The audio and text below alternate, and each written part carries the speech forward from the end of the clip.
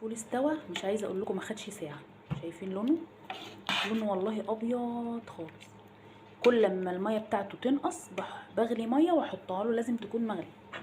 هنحط بقى الاضافه التانية، شويه عدس اصفر كده عليه، واقلبه واسيب العدس يستوي كده. هو خلاص استوى، الفول استوى. حابه تحط شويه رز برضو ما يضرش. النقطه بتاعه الليمونه ومعلقه الخل دي بتفرق كتير قوي قوي في تسويه الفول.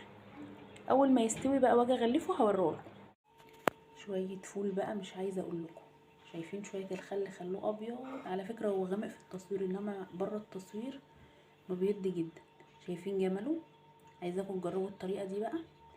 واللي حابب يحط بقى رز يحط، كسر فول، كل ده بيضيف للفول. ما حطيناش بقى لا طماطم ولا بشرنا جزر ولا الكلام ده، لان كل الكلام ده بيسود الفول معانا. ادي الفول اهو. يا رب الوصفه تكون عجبتكم النهارده، واتمنى ان انتوا تجربوها. ما تنسوش اللايك والشير والاشتراك في القناه. مع السلامه.